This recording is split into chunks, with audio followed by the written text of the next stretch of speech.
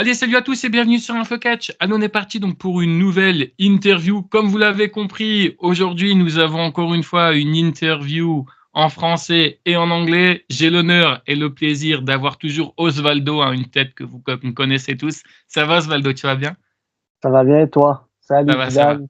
Hi James. Et aujourd'hui, un véritable plaisir d'accueillir James Ellsworth. Hello, James. How are you? Hello. Alors, la première question, c'est toute simple, c'est comment tu découvres le catch, toi, pour la première fois? Est-ce que c'est un peu l'histoire de tout le monde à la télévision? Bref, on te le fait découvrir. Première question, tu verras, toute simple. Okay, so James, first of all, thank you so much to take that time with us, and it's really a great pleasure to having you here in the Dylan's InfoCatch YouTube channel. Thank you so much. Thank you for having me. Let's start. So the first question is, how did you discover wrestling? Maybe it's television, internet, magazines, maybe some of your friends just been practicing or something. How did you discover it? Oh, I mean, back in the 80s, we didn't have much internet, so I saw The Ultimate Warrior on television for the first time in 1989 on WWF Saturday Night, and I fell in love with it right away. The Ultimate Warrior just looked so cool to me, and the ring looked cool, and the atmosphere looked cool, so, yep, discovered it in 1989. What's that, 35 years ago, I guess? So yeah, that's how I saw it for the first time. How old were you at that time? If it's not I was 5. ouais, ok. Alors James Ellsworth nous dit qu'il a découvert le catch à la télé, comme beaucoup de monde, comme il n'y avait pas beaucoup de moyens internet à l'époque. Et il a découvert pendant un house show en 1989. Ça ne nous rajeunit pas, toi Dylan, tu n'étais pas né. Non, c'est sûr. Donc voilà, comme James nous le dit, ça a été quelque chose qui l'a vraiment révolutionné, sa passion pour l'époque. Et les années 80, les années 90, on va dire que c'était l'essor, la renaissance du catch aux États-Unis. Et ça s'est aussi transporté en Europe, puisqu'on a eu la chance d'avoir le même genre de show de catch sur Canal+ à ce moment-là. C'est ça. Alors, comme quasiment tous les lutteurs, tu te fais connaître tout d'abord donc dans le circuit indépendant. Et en 2014, c'est là où tout le monde te connaît. Tu débarques justement à la WWE. Je voulais savoir un peu comment tu te fais repérer exactement par la WWE. Est-ce que c'est pendant des tryhards? Est-ce que c'est autre chose? Bref, comment tu te fais découvrir par la WWE? So, in 2014, James Ellsworth went to WWE. How the company just had you? Maybe it was on tryouts. Maybe some people just making some contact with you. How it happened? Well, yeah, back in 2014, I started being an extra there, meaning like when Adam Rose came out, I was one of the Rosebuds. But the way that happened is they have like WWErecruit.com. It's where you put in your information, and then when they're in your area, they just book you to be extra talents or like extras at the shows, at the TV shows. So yeah, that's how that got started in 2014, and then 2016 is when I had my first match, which was the Strowman match. So. Ok. James Ellsworth nous dit que ça a été une manière assez atypique d'avoir été recruté par WWE, puisqu'il a tout simplement fait une candidature spontanée, puisqu'il cherchait à ce moment-là des personnes qui étaient et lutteurs et intervenants, genre plus ou moins, comme on dit dans le jargon, des managers. Et c'est quand même étonnant, parce que je crois que c'est l'une des premières fois où on a un lutteur qui a été sous contrat avec la WWE qui a tout simplement postulé grâce à une candidature spontanée en ayant vu une annonce, alors qu'on sait que le chemin qui est tellement dur et très long pour parvenir à faire affiche dans cette compagnie. Et tout simplement, c'est en postulant pour une annonce sur la WWE avec une candidature spontanée qui s'est retrouvée mise en avant. Et c'est là, à partir de fin 2015, début 2016, qu'il a eu son premier match il l'a dit tout à l'heure, contre Braun Strowman. OK, justement, en parlant un petit peu de tes matchs à la WWE, nous, en tant que fans, on a l'impression que la WWE te prenait pas au sérieux alors que, bah, franchement, j'ai pu voir des vidéos de toi dans l'indépendant. Franchement, tu te débrouilles pas très bien. Est-ce que toi aussi, tu as eu un peu près le même ressenti comme quoi que la WWE te prenait pas pour au sérieux et te prenait un peu pour un clown, malheureusement? Alors, je vais essayer de formuler ça, mais c'est pas facile ce que tu me demandes. So, James, with your contract in WWE, how was your what were what were your feelings about the skills on the ring, maybe off the ring? Uh, so after the Strowman match is when I got my contract. Right away, like I had the Strowman match, and I get to the back, and Vince. They said Vince wanted to see me, and he said, everything you did out there, I really liked your facial expressions, your selling, and the way you talked in the promo. He goes, I have no choice but to hire you. I'm going to hire you, and just basically hired me on the spot. It was crazy. Alors, James nous dit que dans un premier temps, Vince McMahon a dit qu'il voulait quand même le voir d'abord sur la face caméra avec les promos OK. sur le promos sur le ring sans catcher. Puis Vince McMahon lui a dit aussi que si ça passerait en dehors du ring, face caméra, ça passerait très bien aussi sur le ring, même en catchant.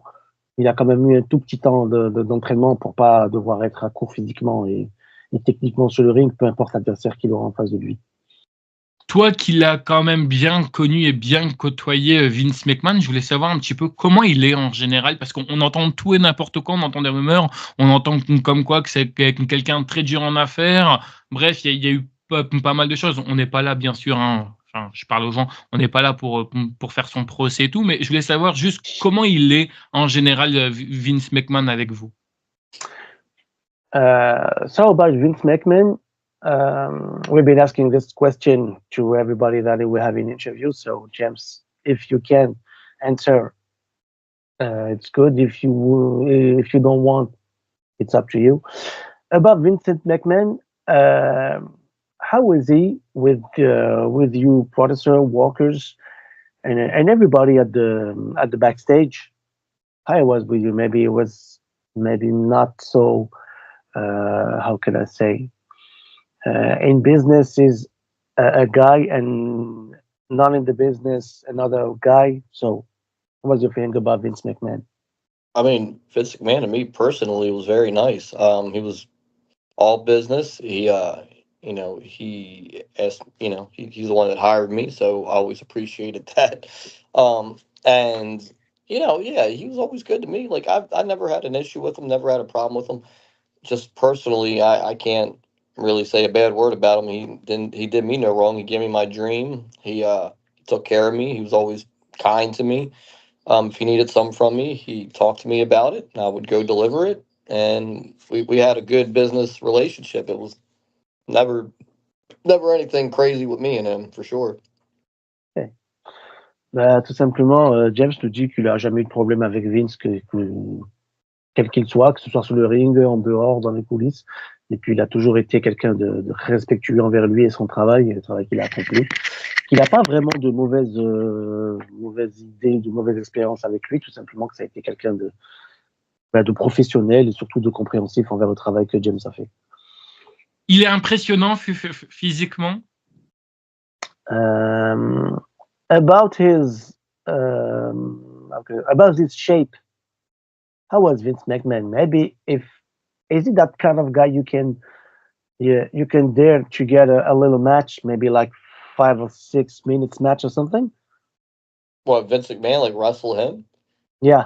Oh, he was a great shape. I mean, for a guy that's his age, I mean, he looked good. It's just yeah, his match.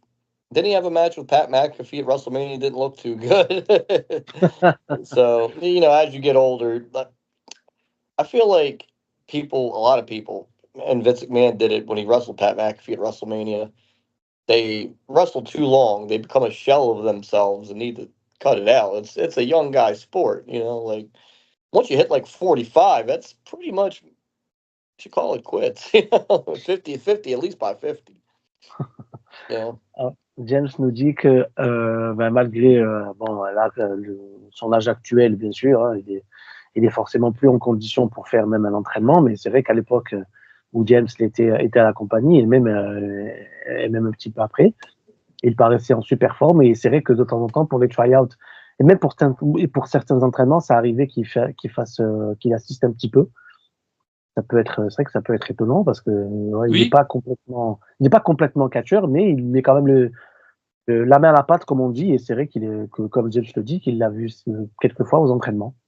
Mais c'est surtout que c'est impressionnant, en fait, tu vois, pour un patron, tu vois, pour un PDG comme ça, d'une grande entreprise, d'être là. Tu vois, c'est ça aussi le plus impressionnant. Alors, on va me parler d'un truc dont tout le monde se pose la question, James. On est entre nous, ça te dérange pas. En 2017, on t'a lié à Carmella.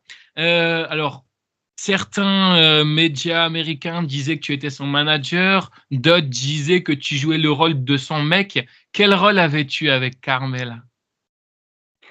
Je savais que tu allais envoyer une question ici. Je le savais. Tu me mets vraiment bien dedans, toi, hein, Dylan. De toute façon, c'est une question que tu avais prévue, donc il faut quand même passer par là. So, James, next question. And once again, if you want to answer, it's good. If you don't want, it's up to you. James Ellsworth with Carmella. Je vais même pas poser la question, il rigole déjà. So, maybe some fans or maybe some other people just say, hey, James with Carmella, it's something with great love and everything. You were her manager. Some people just say James is Carmella's boyfriend. How he was really in ring and out the ring. Oh, in the ring, I thought we made a good team. I mean, I helped her win the first women's Money in the Bank ladder match, which inevitably got her to the women's title. She cashed in and became women's champion soon after that. So I think we made a great team in the ring. It got her to the women's title. That's what, like, when you're a manager, that's your goal, is to get your talent to the top. And I did that with Carmella. Like, she wasn't there before. She hasn't been there since. You know what I mean? So, like, when we were together, she was women's champion. She hasn't been women's champion since. She's been tag champion. She's done other little things, but she hasn't been the women's champion since we were together. So I thought that pairing was very good. Outside of the ring, we got along very well, became friends. To this day, we will text each other every now and then. She was great to work with. I had a good time working with her, and it worked. It worked, especially we had a lot of limitations that, creatively, and we still made it work. Like, and it worked because she got to the top, and that was the point. And that's the whole point of when you're supposed to manage someone. If it's a tag team, you want to manage them to the tag team titles. If it's a singles wrestler, you want to manage them to a singles championship. And I accomplished that with Carmella, and I'm very proud of that. Alors, James nous dit que ça a été l'un des partenariats les plus grands qu'il a eu à faire, puisque James avait besoin d'être mis en avant, donc il a été désigné par nous, Stéphane, pour être le manager de Carmella. Et elle aussi avait besoin d'être mise en avant par un manager, donc on va dire que la collaboration est très bien tombée. Et comme James nous le dit, elle s'est vraiment très bien passée, puisque même à l'heure actuelle, plusieurs années après, ils sont toujours en contact, ils essayent de se voir quand ils peuvent. Ils essaient de se voir quand le temps le permet. Donc, c'est vrai que voilà, nous aussi, on s'est posé la question, est-ce qu'il y avait vraiment quelque chose? Et James nous le dit, non, c'est resté strictement professionnel. Et c'est d'ailleurs pour ça qu'ils ont pu rester en contact aussi longtemps, parce que comme il le dit, ça a été très bon ami. Et James aussi a été un très bon ami pour elle. Comme il a dit, rien de mal à signaler, autant d'un côté que de l'autre. Ok. Est-ce que le 18 juin 2017 te dit quelque chose? A question that Dylan just been asking. If 18th June 2017 ring you a bell? What was the date? That date, yeah. Which date was it? 18 juin 2017, c'est ça, Dylan? C'est ça, ouais, 18 juin 2017. 18th June 2017. 18th of June 2017. Can you remember something? Was that the Money in the Bank? Yes, c'est le jour où justement tu fais rentrer Carmella dans l'histoire du Money in the Bank, la première à avoir décroché la mallette Money in the Bank. Alors là, pareil, je veux tout savoir, James, si ça te dérange pas. C'était quoi les plans de base? Est-ce que c'était vraiment Carmella? Parce que, en fait, en gros, j'explique aux gens, je fais un petit rappel, Oui, mais toi, vas-y. tu En même temps, raccourciras. en, Ouais. en même temps, tu m'expliques aussi parce que C'est ça. c'est un peu En vu dans mon fait, film. en gros, on n'arrive pas tout à fait à comprendre. Bon, je vais pas reciter les challengers, mais en fait, en gros, le problème, c'est que, en fait, il y avait Carmella qui était donc dans le Miss, enfin, qui était dans le tournoi Money in the Bank. Ensuite, James Ellsworth est monté sur l'échelle, a décroché la mallette. Donc, du D'accord. coup, bah, c'est Carmella qui a gagné. Et à SmackDown, on a dit que finalement, qu'on doit refaire encore, donc Ouais, on j'ai refait tout suivi. ce tournoi et une deuxième fois James aide Carmella à gagner justement, donc encore une intervention de James. Ma question est tout simple, c'est de savoir quels étaient les plans d'origine Ok. et de savoir si c'était bel et bien Carmella, bref, c'était quoi les plans de base. So that date is when Carmella just cashed in his money in the bank because of you. The question is at the money in the bank match, 2-time James Ellsworth just get that money in the bank briefcase. Was it really supposed to happen that way, or maybe it was supposed to happen in another way? Oh no, that was always the plan. Yeah. Okay. Yeah, that's the way we planned it. That's the way it happened, and I think it was great. I thought it was hilarious. So Alors, James nous dit tout simplement que c'est comme ça que ça devait se passer et qu'il a voulu, qu'en fait les producteurs ont voulu mettre en avant l'effet de surprise. Et donc, tout simplement, comme tu l'as dit tout à l'heure, ils ont joué sur le fait que, comme c'est James Ellsworth qui a pris la mallette, alors que c'était pas venu de la main de Carmella elle-même, ils ont joué entre guillemets sur le suspense. Donc, comme il a dit, en fait, c'était tout simplement prévu comme ça. Et apparemment que l'effet de surprise a marché, puisque même si nous on se demande si c'était vraiment les plans, c'est que l'effet a eu son effet garanti. C'est ça. Et du coup, tu sais que tout le monde t'en voulait, tout le monde devait t'insulter derrière l'écran. C'est incroyable.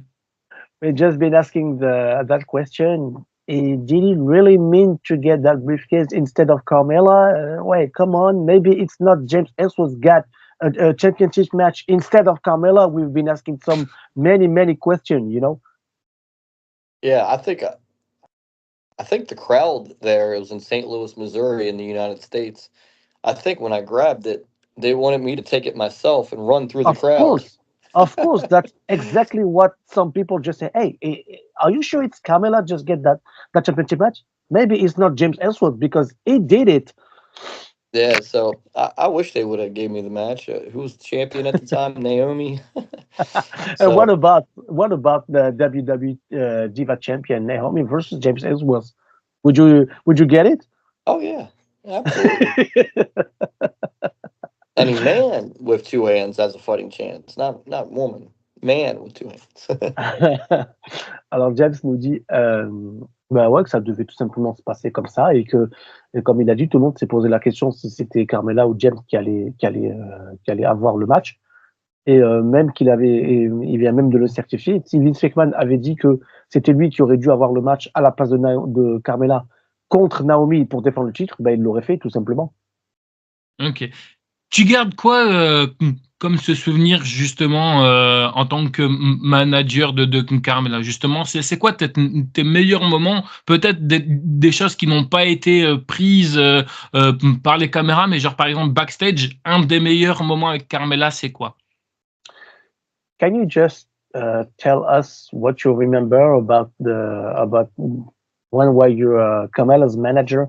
Maybe a story that you have to tell with in backstage, or maybe something happened with the phone or with someone or everything.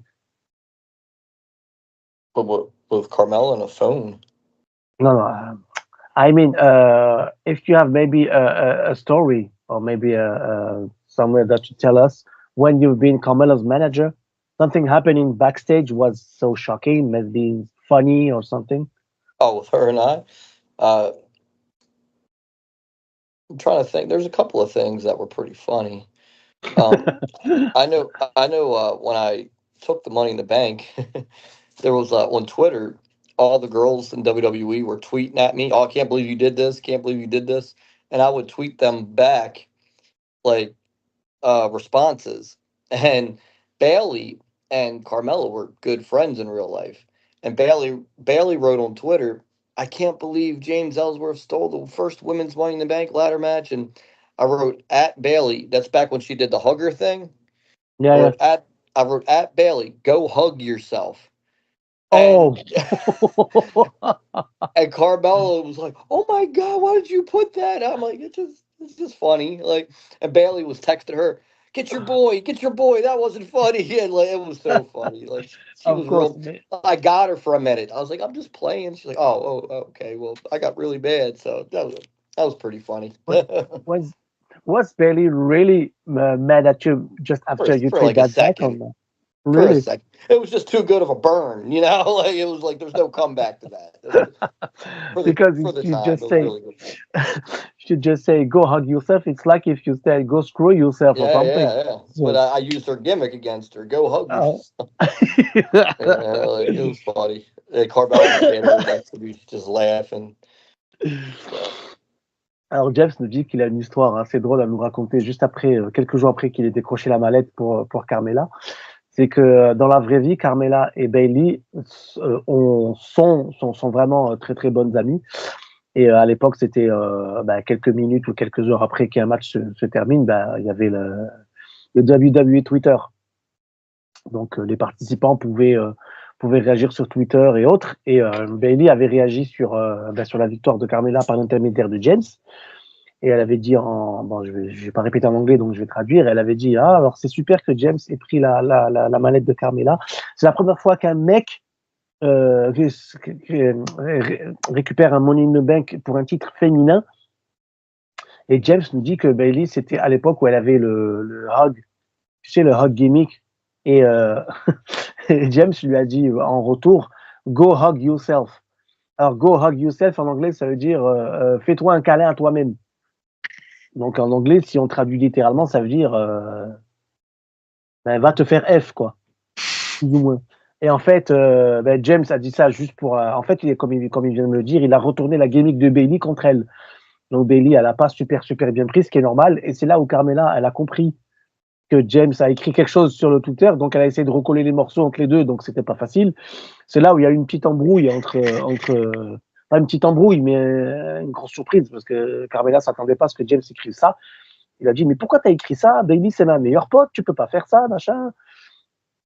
Et James, il a dit, j'assume, hein, elle est pas contente, c'est pareil. Et c'est là où il y a eu un petit truc de drôle, ça a duré quelques heures, puis après, voilà, tout était rentré dans l'ordre. Mais c'est vrai que, enfin voilà, comme James le dit, il a réussi à retourner la gimmick de Bailey contre elle-même. Ok. Du coup, pareil, alors après ça, on apprend que tu es suspendu pendant 30 jours, donc on s'attend plus à te voir donc pendant 30 jours, sauf que le problème, c'est qu'au bout des 30 jours, tu ne reviendras pas, tu reviendras un an plus tard. Qu'est-ce qui se passe? Est-ce qu'ils avaient des plans pour toi? Est-ce qu'ils avaient plus de plans? Est-ce que tu peux nous expliquer un petit peu cela? A little bit after that, you got a suspension of 4 months, maybe. Once again, it's a question that it's up to you if you want to answer. Just after that, that 30 days suspension, you'll be back a year later. How is it supposed to happen that way, or maybe just it's something that it was scheduled as this? So can you just explain what really happened? well, I didn't go through NXT, so they have time and money invested in the people that went through NXT.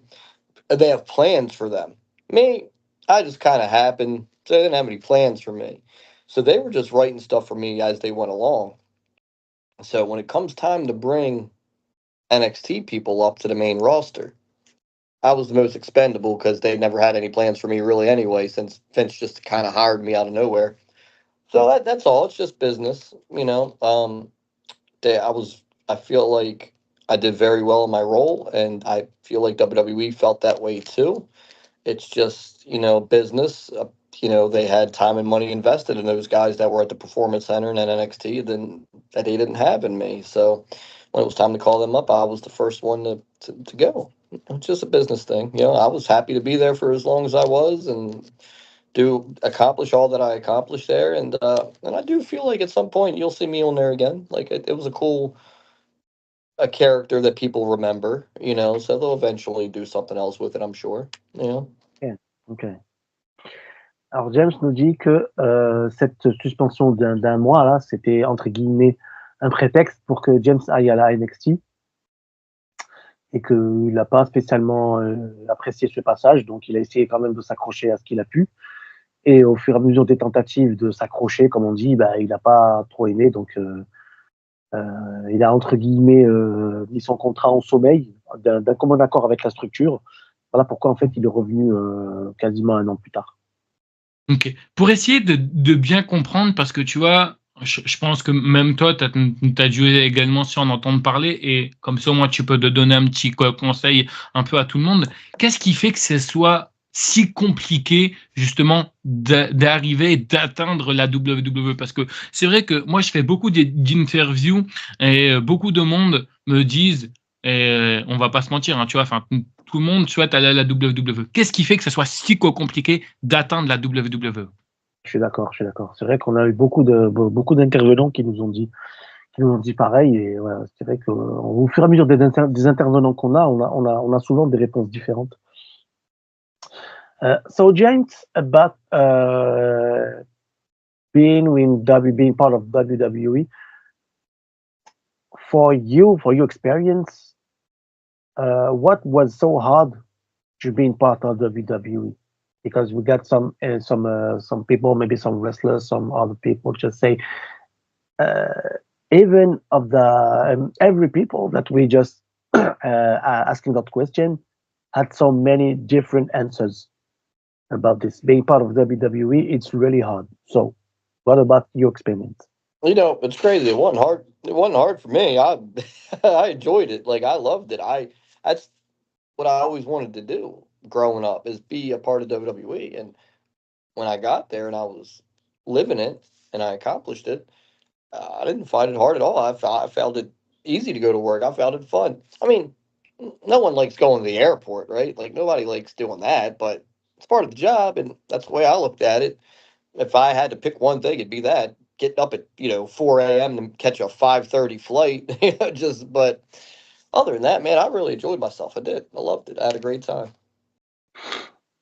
Alors James nous dit que pour lui, ça n'a pas été si compliqué que ça parce qu'en fait, il n'a pas été exactement comme les autres intervenants. Donc, il n'a pas été comme les autres catcheurs qu'on a interviewés. En revanche, comme il le dit, quelque chose qui a été pour répondre directement à la question, il a dit le truc qui n'était pas une partie de plaisir, c'était de devoir voyager de ville en ville et de pas avoir beaucoup de temps pour soi, parce que c'est vrai que quand tu arrives à New York jusqu'à Los Angeles, il faut quand même mentionner que c'est un trip de 8000 km, hein, donc c'est beaucoup d'heures d'avion, plus entre guillemets, heureusement, il n'y a que 2-3 heures d'écart entre les deux villes, donc entre la côte est et la côte ouest. Puis après, peut-être une semaine ou 10 jours plus tard, il a fallu retourner sur la côte est et ainsi de suite.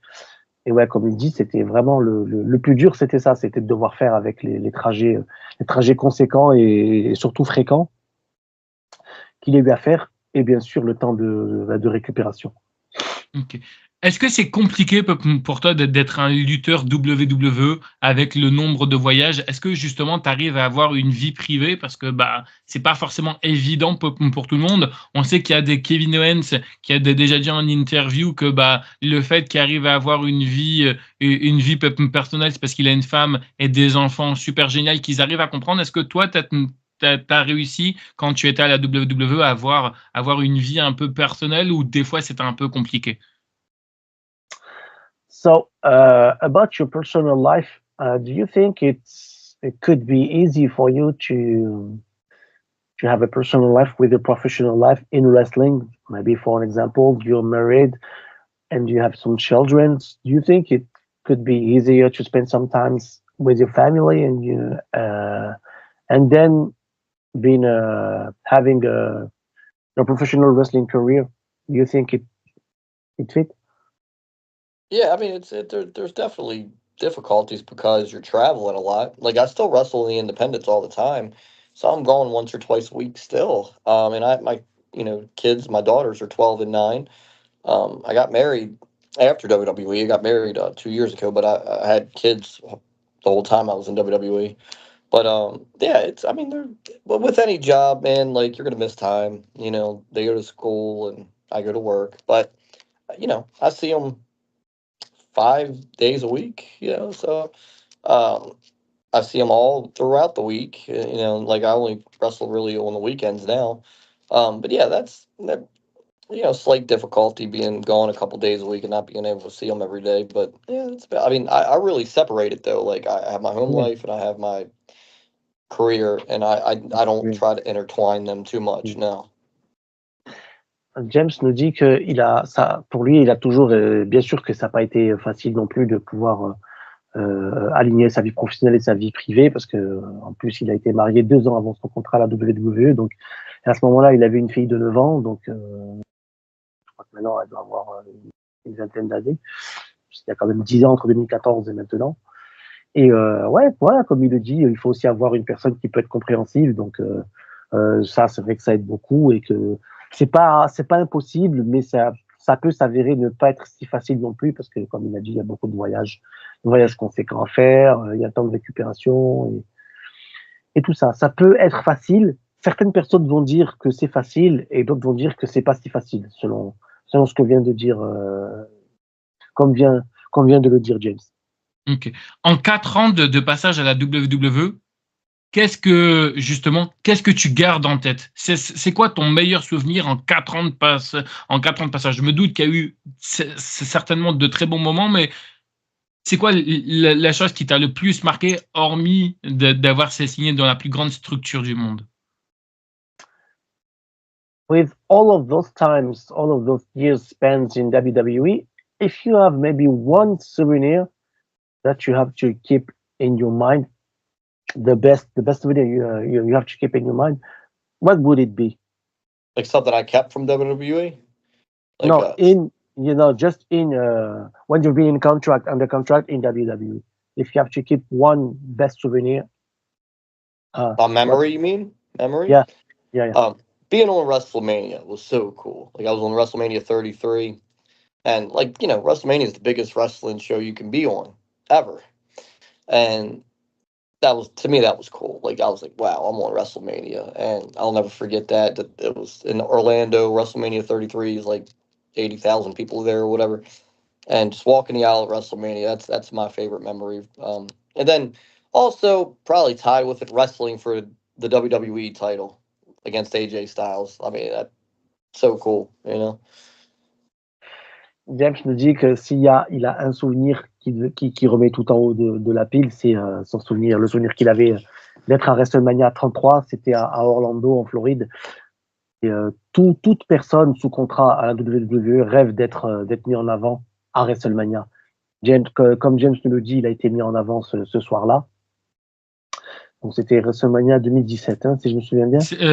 Ouais, je crois que c'est ça. Voilà. Je dis pas de bêtises, je crois que c'est ça. C'est ça. Et comme il a dit, c'est le meilleur souvenir qu'il garde et il souhaite vraiment ça à tout le personnel de la WWE et aussi à tous les spectateurs s'ils peuvent faire le déplacement pour au moins un seul WrestleMania.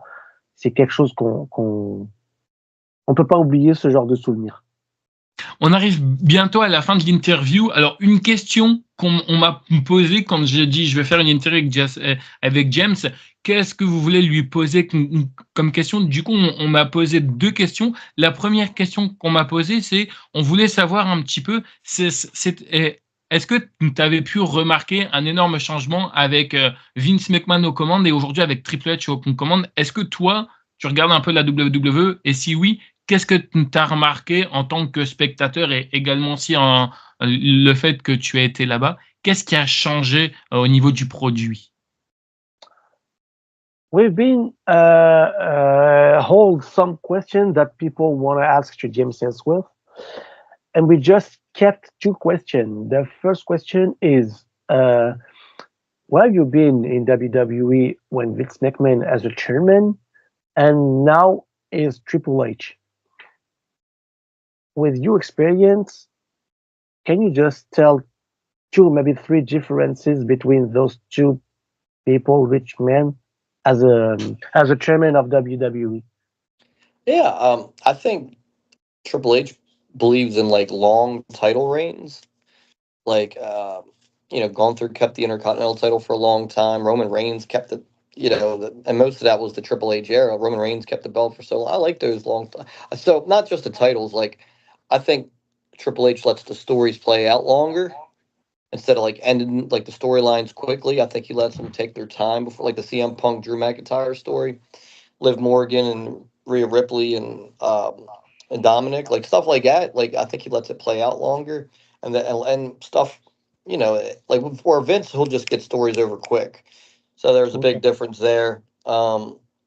Yeah, and I think like the talent might have a little more creative freedom now, which is good in some aspects and also bad in some aspects because some talent need to be produced and some Okay. don't. But you Yeah. got to figure that out. James nous dit que le premier détail qui peut arriver, la première différence qu'il a remarqué entre les deux, c'est la gestion des storylines. Comme James nous le dit, Vince McMahon avait l'habitude, entre guillemets, d'enchaîner les storylines avec, on va citer des exemples parce qu'il y en a eu tellement, mais en fait, il les faisait plus ou moins, il les faisait durer, mais pas trop longtemps. Comme il l'a dit, une petite moyenne, ça peut être entre 4 à 6 ou 7 mois, alors que Triple H en trouve des tout aussi bonnes, mais arrive à les faire durer un petit peu plus. Et c'est vrai Ok. que sur ça, voilà, comme il a pris l'exemple avec CM Punk et Drew McIntyre, et Liv Morgan et Rhea Ripley, et tout ça, c'est vrai que on remarque quand même, maintenant qu'il le dit, on remarque quand même une différence entre la gestion et l'utilisation des storylines qui sont mises en avant.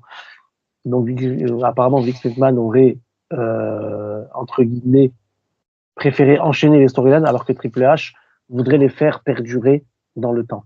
Je voulais savoir également, est-ce que tu as un produit préféré? Est-ce que tu préfères le produit de Triple H ou le produit de Vince McMahon? Je voulais savoir un peu quel produit tu préférais. If you have to choose a product of maybe Vince McMahon or Triple H, for you, what is the best? Well, it's hard to say right now because Vince McMahon created this WWE thing, was around for 40 years before he just retired. Triple H, what, 2 years now? He's been doing this, so he needs So need more some more time time. to. You know what I mean? Like I think Triple H is doing a tremendous job, but Vince also made this, so it's hard to say. It's hard to It's hard to compare. say, of course. Hard to compare. Yeah.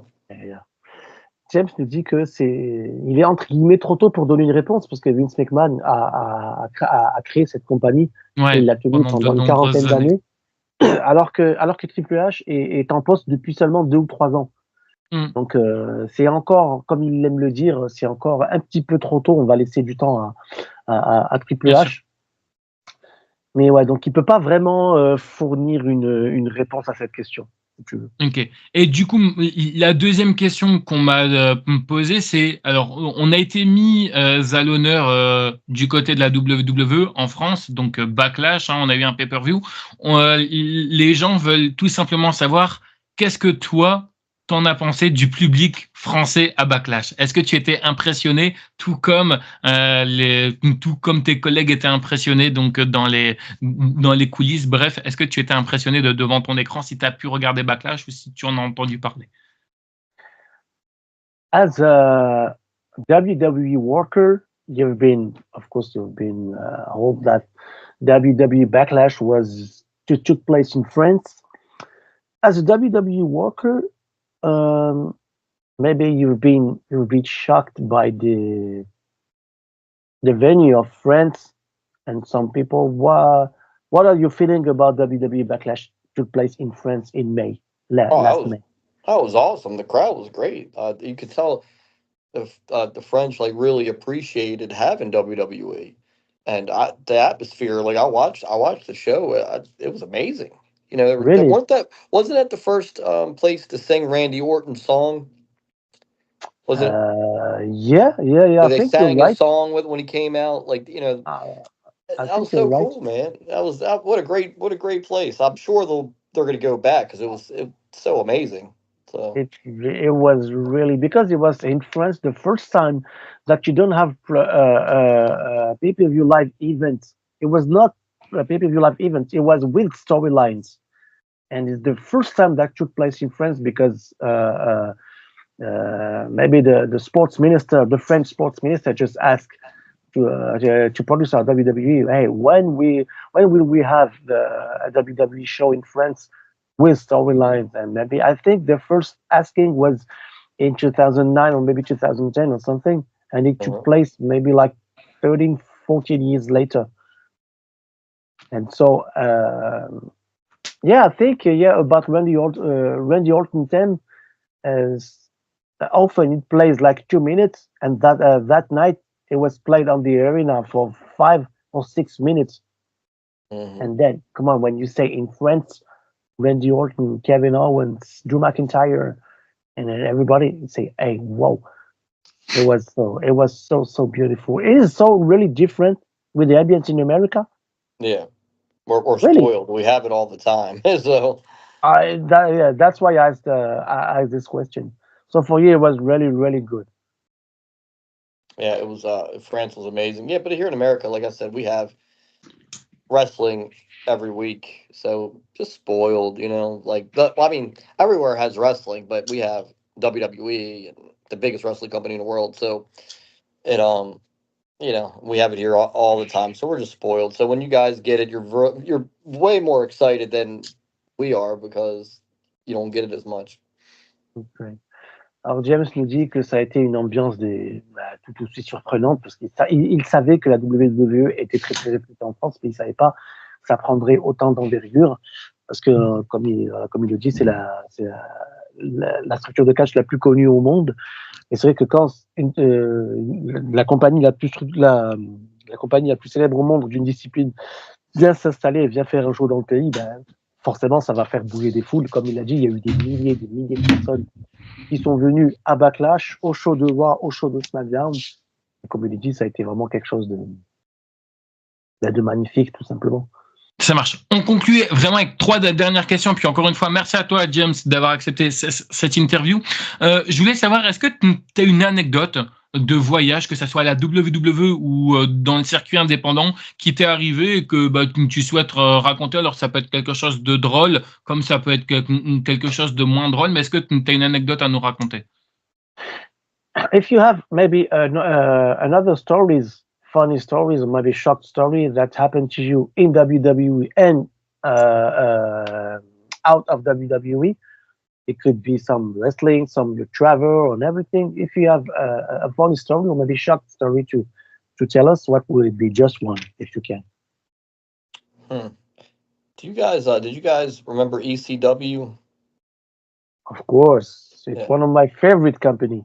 Yeah, so my trainer, my wrestling trainer was Axel Rotten. It was in Axel ECW. Rotten. Yeah, Oh, him and Balls Mahoney, they had the chairs. So we pull up at a McDonald's drive-through one time, and he says, "Let's," and it was a long line in the drive-through, and he said, "Hey, let's get out, start wrestling in the grass, and pretend like we're fighting." I'm like, "What?" So we get out of the car, we start wrestling and pretending like we're fighting, and people are calling the police. We're just playing. We were just playing around. Just stuff like that, man. Just goofy stuff like happens all the time. But yeah, man, it's been fun talking to you guys. I gotta go get my daughter from school now. I think we've talked for about an hour now. So um I appreciate you guys having me on. Where are you guys at? You're in France? yeah, Yeah, in France. That's where you're at. yeah. Oh, cool, cool. Well, it was nice talking to you guys. I tell him I said bye. 'Cause I gotta go get my daughters from school. Ok, no problem, no problem. Yeah. Alors, je vais essayer de traduire. Alors, Dylan, là, il a dit qu'il doit partir parce qu'il a dit qu'une heure. Si tu veux, moi, je traduis la suite et lui, il doit y aller. Je pense qu'on va d'abord lui dire au revoir et ensuite je traduirai. Ça marche, pas de souci. Okay, so James, thank you so much. I have to translate what you say. Thank you so much to spend that time with us. And just with the conversation on Instagram, we just have to keep to stay tuned with you and then what your activity are right now. Okay. Take care. God bless. Stay safe. Remember, any man with two hands has a fighting Thank you so much. Of course. Thank you so much, Jim. Thank you. Take care, guys. Alors, on coupe, on fait quoi? Tu décides. Vas-y, t'inquiète. Ouais. Pas de problème, vas-y. Alors, comme il l'a dit, alors j'explique à tout le monde parce que voilà, il vient de le dire. Il doit récupérer sa fille à l'école. Voilà pourquoi il devait partir précipitamment. Alors, il s'excuse auprès de tous parce que c'est un message qu'il a eu là, il y a 5 minutes. Et voilà pourquoi il vient de dire il faut que je parte. C'était pas prévu, si vous voulez. Donc, je vais quand même traduire la dernière question. Alors, un de ses coachs à la ECW était, je sais pas si tout le monde se rappelle, Axel Rotten. Et son deuxième coach était Bols Mahoney. Donc, c'est vrai que quand tu dis Axel Rotten, Bols Mahoney n'était jamais loin. Et un jour, pendant une journée shopping, ils étaient tous les trois. Et ils se sont dit, les gars, venez, on fait un match à 3 au milieu de la rue. Et on sort des chaises, des clubs de golf, des machins. Alors, ils ont fait ça. Ils ont commencé à s'envoyer sur la gueule. Et bien sûr, il y a tout le monde personne ne les a reconnus. Il y a tout le monde qui a commencé à appeler la police, à vouloir les séparer. Donc, va essayer de séparer des gars avec des chaises, des machins. C'est quasiment impossible. Après, quand James, Axel et Bolly se sont rendus compte qu'il y avait tout le monde qui les regardait avec la police qui allait arriver bientôt sur les lieux, ils ont pris leurs affaires et ils sont partis tout simplement. Ça a dû être incroyable. Alors, désolé de terminer comme ça avec Osvaldo et puis moi. Comme vous l'avez vu, c'est des choses qui arrivent. C'est comme quand Osvaldo, il y a eu un problème, une coupure ou je sais plus trop quoi. Souvenez-vous, problème de batterie. Donc, c'est des choses qui arrivent. Vous savez, c'est des vedettes. Donc, du coup, ils ont une vie comme tout le monde. C'est des choses qui arrivent. Merci encore une fois à toi, Osvaldo. Merci à James pour l'interview. J'espère en tout cas qu'elle vous aura plu. Encore une fois, désolé pour la fin. Puis quant à moi, je vous retrouve plus tard pour une prochaine vidéo. Salut Osvaldo. Ciao. Avec plaisir. Grand plaisir. Ciao tout le monde.